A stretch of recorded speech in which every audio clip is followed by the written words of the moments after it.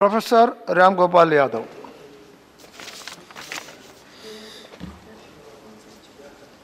बहुत बहुत धन्यवाद श्रीमान।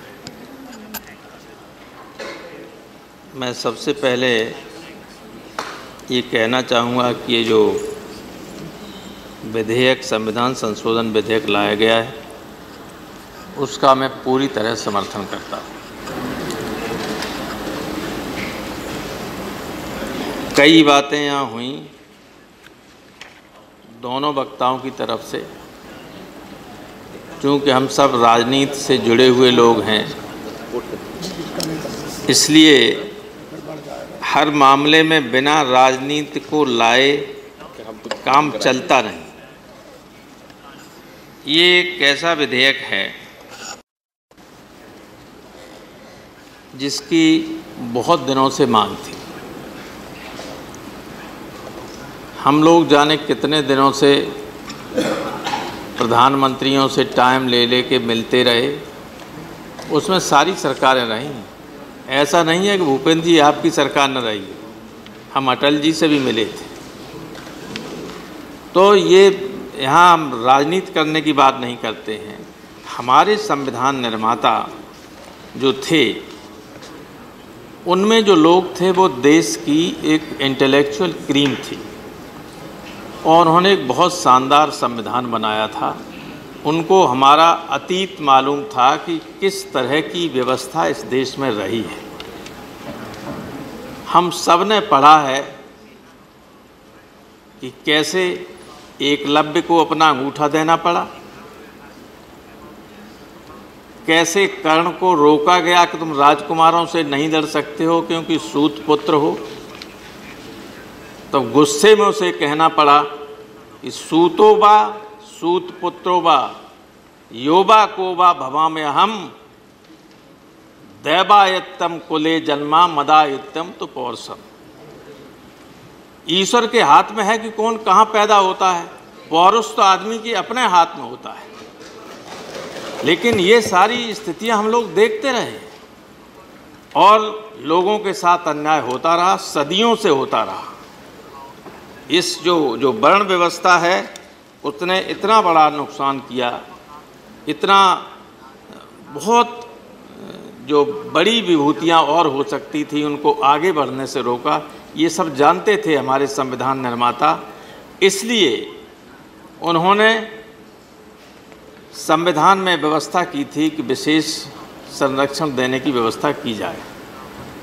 लेकिन उन्हें भी ये नहीं मालूम था कि जो सत्ता में आएंगे, आज जिनके हाथ में कलम होगी, वे उसके अनुरूप लोगों को न्याय देंगे, न्याय नहीं दे पाएंगे। ये शायद उन्होंने सोचा नहीं होगा। इसलिए हमें इन आयोगों का गठन करना पड़ा। अभी भूपेंद्र जी ने जो शंकर की बात की थी, मैं कहीं पढ़ रहा था कि एक बार आदि शंकराचार्य बनारस में उनकी सवारी जा रही थी, सामने एक वाल्मीकि आ गया तो उनके शिष्यों ने रोक दिया, वाल्मीकि को हटिए रास्ते से। उसने कहा क्यों? बोले कि स्वामी जी अपवित्र हो जाएंगे वाल्मीकि की परछाई पड़ने से। उसने कहा मैं नहीं हटूंगा, मैं एक सवाल पूछूंगा। तो शंकराचार्य जी ने कहा कि सवाल पूछिए। उसने कहा कि सूरज का प्रतिबिंब जब गंगा में पड़ता है और एक गंदे तालाब में पड़ता है, तो क्या उस प्रतिबिंब से सूरज गंदा हो जाता है? तो शंकराचार्य अपनी सवारी से उतरे और वाल्मीकि के हाथ जोड़े और कहा कि तुम हमारे गुरु हो। ये सोच धारणा रही लोगों की, और इसी का नतीजा ये है कि उन सब को देखते हुए हमारे संविधान निर्माताओं ने संविधान बनाया और व्यवस्था की। प्रश्न ये है कि इन कमीशनों का, चाहे वो एससी कमीशन हो, चाहे एसटी कमीशन हो, चाहे बैकवर्ड क्लास कमीशन हो, इन सब का गठन क्यों करना पड़ा? आप जानते हैं कि आज़ादी के बाद भी आए दिन ऐसी घटनाएं हुई और अब भी कई जगह इस तरह की बातें सामने आ जाती हैं कि जो जिन्हें पहले शूद्र कहते थे,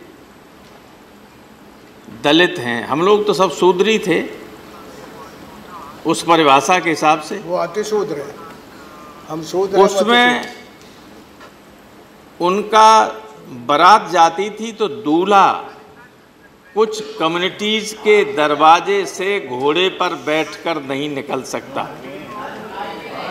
आज भी है, आज भी ये जाती है। हमें याद है कि आगरा में एक इतना बड़ा फसाद हो गया, आगरा ज़िले में मारे गए लोगों पर मुकदमा चले, मुकदमा अभी भी चल रहे हैं। आपकी पार्टी में ने उसमें से जो मुख्य अभियुक्त था उसको वहाँ से एमपी बना के भेज दिया है, जो निकलने नहीं देते थे, जिन्होंने जाटवों की बारात को कि दूल्हा घोड़े पे चढ़ के नहीं निकल सकता है, वो एमपी बन के आ गए आपकी पार्टी से। ये मानसिकता है, मैं किसी पर आरोप नहीं लगा रहा हूँ, ये है मानसिकता भी। जो खेती करता है उसका पेट नहीं भरता है, जो कपास पैदा करता है वो नंगे बदन रहता है। तो जब ये चीजें देखी सब, तब जाकर ये सोचा गया कि संविधान में और संशोधन करो, कुछ बनाओ। नहीं, कुछ नहीं मिल सकता, दिया नहीं जा सकता। और मंडल कमीशन लागू होने के बाद भी डीओपीटी जो है उसकी एक रिपोर्ट थी 2012 की, उसने कहा कि अभी केवल 15% से कम गवर्नमेंट जॉब्स हैं जो ओबीसी के पास, 15% से कम। 93 में लागू इंदिरा साहनी केस के बाद ये लागू हो गया, और इतने वर्षों के बाद ओबीसी का प्रतिनिधित्व नौकरियों में, सेंट्रल गवर्नमेंट की नौकरियों में 15% से कम था, और ग्रेड ए में तो 8.4% था, स्वयं डीओपीटी की रिपोर्ट के हिसाब से। अब कुछ बढ़ गया होगा थोड़ा सा। अब इनकी कौन बात कहे? समस्या ये थी कि इनकी बात उठाए, और उसी के लिए हम लोग कहते थे कि जो कमीशन है उसको संवैधानिक ताकत मिलनी चाहिए, संवैधानिक दर्जा मिलना चाहिए। क्योंकि हम देखते थे कि एससी एसटी के साथ तो बहुत अन्याय हुआ ही पहले, लेकिन इस कमीशन ने उनको काफ़ी राहत दिलाने की काम किया था। हमारे कांग्रेस के एमपी थे, अब तो तेलंगाना राज्य के हैं, यहाँ एमपी है नहीं, वो भी हनुमंत राव, वो ओबीसी फोरम हमारा हुआ करता था एमपीज का, सारे दलों के ओबीसी के एमपीज बैठक करते थे, और ये कहते कहते उन्होंने बहुत कोशिश की, हम सब जाते थे। मोदी जी से एक बार मिले, मोदी ने जो कहा था, ओबीसी के एमपीज थे, मैं यहाँ सार्वजनिक रूप से नहीं कह सकता हूँ, लेकिन उनका बहुत पॉजिटिव रुख था, उन्होंने बात कही थी वो। तो इसमें आपने इतने वर्षों के बाद भी इतना कम रिप्रेजेंटेशन नौकरियों में है, और अभी आपने क्रीमी लेयर बढ़ा दी। आप बताइए, इस 6 लाख रुपए की क्रीमी लेयर पर सेंट्रल गवर्नमेंट का किसी चपरासी के लड़के का भी वो रिजर्वेशन मिल सकता है? 6 लाख रुपया सालाना जिसकी आमदनी हो वो क्रीमी लेयर में आ जाएगा। आप एक बार एमपी हो गए, बाद में भूखों मर रहे हों, लेकिन आपके बच्चों को कभी ओबीसी का, अगर ओबीसी के हो, रिजर्वेशन नहीं मिल सकता। तो ये 6 लाख वाली लिमिट तो आपने की है, ये तो आपकी सरकार में बढ़ी है। ये इन्होंने तो कुछ नहीं किया, आपकी सरकार में बढ़ी। इस पर मैं चाहूँगा कि आप, बल्कि क्रीमी लेयर होनी नहीं चाहिए शरद जी। संविधान के विरुद्ध क्रीमी लेयर की क्या आवश्यकता है? कहाँ क्रीमी लेयर दिख रही है? आप तो भूपेंद्र जी राजस्थान से आते हैं, थोड़ा बहुत हिस्सा है जिसमें यादव थोड़े से ठीक ठाक हैं,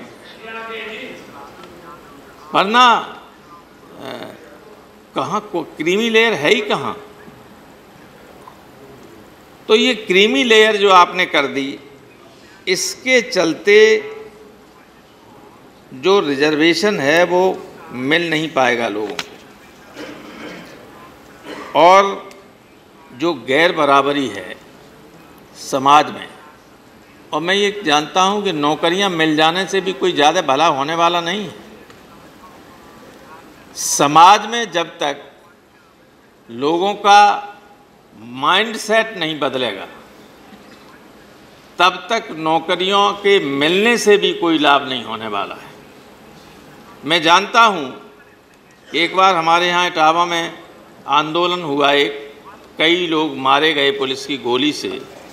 हमारे नेता थे एक SM जोशी, वो गए वहाँ इलाके में, गए तो एक चारपाई पे बैठे, तो एक लड़का आया, वो चारपाई पे सिरहाने बैठ गया। हमारे यहाँ परंपरा ये है कि जो उम्र में बड़ा हो, अगर वो बैठा है चारपाई पे, तो पैरों की तरफ बैठेगा, छोटा सिरहाने नहीं बैठ सकता। तो उन्होंने हमसे कहा कि राम गोपाल, ये लड़का ब्राह्मण होना चाहिए। हमने कि आपको कैसे मालूम पड़ा? बोले इसी की मानसिकता, इस जाति की मानसिकता ये है कि ये अपने को सबसे बड़ा समझता है, जबकि मैं चित्त पावन ब्राह्मण हूँ महाराष्ट्र का, पूना से MP रहे लोकसभा के SM जोशी, मुझसे बड़ा नहीं है, लेकिन मेरे सिरहाने बैठा इसलिए क्योंकि मानसिकता है ऐसी। सामान्य गांव का लड़का SM जोशी बैठे हुए, देश के इतने बड़े नेता, और ऊपर बैठ के आके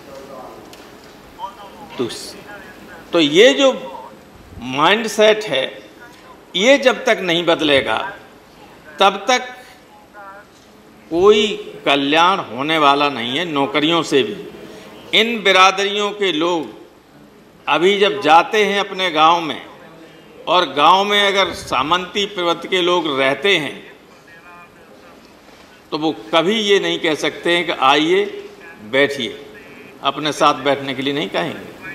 और अगर वो कलेक्टर होके वहाँ चला जाए तो अब पैर छूने लगेंगे जाके।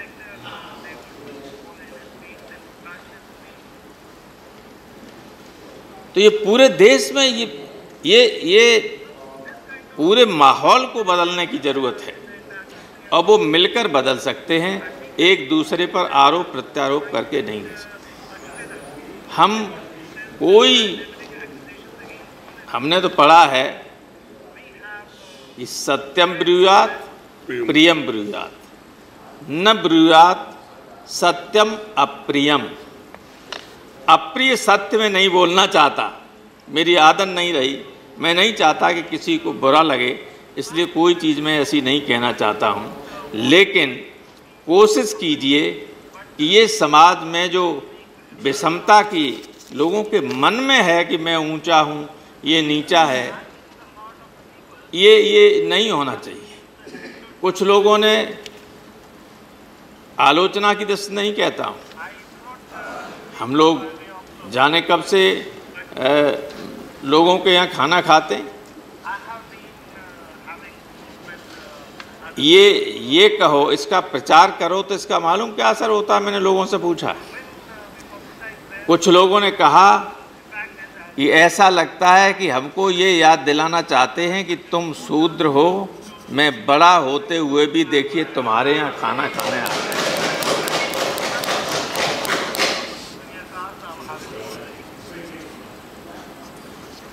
ये हो रहा है। ये इसका प्रचार क्यों होता है? हम लोगों के सब रोज बैठते, आप सब बैठे, आप सब एक साथ खाते पीते, तो कभी इसकी बात नहीं होती कि साहब फलाने गहलोत के साथ बैठे थे या फलाने के साथ बैठे थे, खाना खा रहे थे। इन चीज़ों से न कोई पॉलिटिकल लाभ होने वाला है, लेकिन एक वर्ग के मन में ये बात जरूर आती है कि लगता है मुझे बार बार रिमाइंड कराया जा रहा है कि तुम शूद्र हो, हम बड़े होते हुए भी आपके यहाँ खाना खाने आ गए। ये चीज़ें बंद करो भूपेंद्र जी। ये मत कि ये कहिए कि हमें ये कहिए कि हमें इनविटेशन मिला था हमारे कार्यकर्ता का, हम गए। तो लंबे समय से पंगत में बैठ के खाना खाते हैं, पता ही नहीं होता है बगल में कौन बैठा है। अखबारों में भी निकलवाते, और अखबारों में हम नहीं निकलवा रहे। हमारे यहाँ तो ऐसे कार्यकर्ता हैं जो नाम के पीछे सरनेम लगाए बिना ही मर गए, बाद में पता पड़ा। नहीं, मैं कोई आरोप वाली बात नहीं, आरोप नहीं है, मैं आपको स्पष्टता कर रहा हूँ। मैं इसलिए कह रहा हूँ, मैं सच बात बता रहा हूँ। मैं जो लोगों का रिएक्शन है वो मैं बता रहा हूँ कि ऐसा लगता है, उसी वर्ग के लोगों का, कि ऐसा लगता है कि हमें बार बार ये रिमाइंड कराया जा रहा है। वरना मैं आपको बताऊं कि 1957 में दर्जा 5 में पढ़ता था। उस वक्त नेताजी हाई स्कूल में होंगे, चुनाव चल रहे थे। प्रजा सोशलिस्ट पार्टी के हमारे उम्मीदवार थे। उनके बगल में मेरे बिल्कुल घर के पास में दूसरा गांव है, सब जाटवों का गांव था। वहाँ वोट मांगने गए तो वहाँ कोलू चल रहा था। उन्होंने गुड़ बनाया था तो गुड़ खिलाया और गन्ने का रस पिलाया। गांव में हो गया कि साहब वो जाटवों के यहाँ गुड़ और खाया है और गन्ने का रस पिया है, तो सोशल बाइकाट कर दो, सामाजिक बहिष्कार। तो 2-3 महीने घर नहीं जा पाई। फिर गांव के लोग बैठे कि इसमें बुराई क्या है, बड़ा गांव हमारा, 2 मिनट में ख़त्म कर दूंगा। बड़ा गांव था, उसमें हमने सब गांव के लोगों ने कहा कि इसमें कुछ नहीं, ठीक है सब। तो फिर आसपास के लोग जो और कर रहे थे उन्होंने कहा कि भैया कुछ नहीं कर सकते, वो बड़ा गांव, उसे मिला लिया उसने, मुलायम सिंह, अब कोई बात नहीं। ऐसी कितना था जो हमारे यहाँ के महाजन लोग होते थे, गुप्ता लोग, उनके यहाँ लोग खाना खाने जाते थे तो खुद बनाते थे और लोग बनाते थे। जिनका खर्च होता था वे देखते थे कि उनके यहाँ शादी है, बना रहे हैं, दूसरे कि हम छू लेंगे तो ये खाना नहीं खाएंगे। हम लोगों ने कहा ये नहीं हो सकता है, हम लोग, तुम ही लोग बनाओ और हम लोग खाना खाएं। हम तो खुद ही ओबीसी। तो हमारे आसपास के सारे इलाके के लोगों ने कहा कि अब भाई ये चलेगा नहीं यहाँ। ये सैफई के गांव वालों ने सब समाजवाद ला दिया। 57-58 की बात कर रहा हूँ। हमारे आसपास उस वक्त जाटवों के लड़के परसते थे, हमारी शादियों में परोस करते थे। जब लोग उनके यहाँ, उनको छूना या उनके यहाँ खाना खाना दूर की बहुत बड़ी बात थी। हम बहुत अरसे से चीज़ को समझ रहे हैं। हम जानते हैं कि कोई आदमी फर्क नहीं है। All man are created equal. ये जिसमें आपने कहा कि साहब ये याद दिलाया जाता है, तो याद कौन दिलाता है? जात की राजनीति करने वाले, जिस सिद्धांत विहीन लोग जो जाते हैं वोट मांगने के लिए, उनको समाज से अलग करते हैं और उनको याद दिलाते हैं कि देखो तुमको समाज इससे कर रहा, हम तुमको प्रोटेक्शन दे रहे हैं। यहाँ पर ये कमजोरी आई है और इसलिए वो लोग अलग होते चला गया है। और समाजवाद के नारा देने वाले सबसे ज़्यादा इस पर ज़्यादा अधिक है।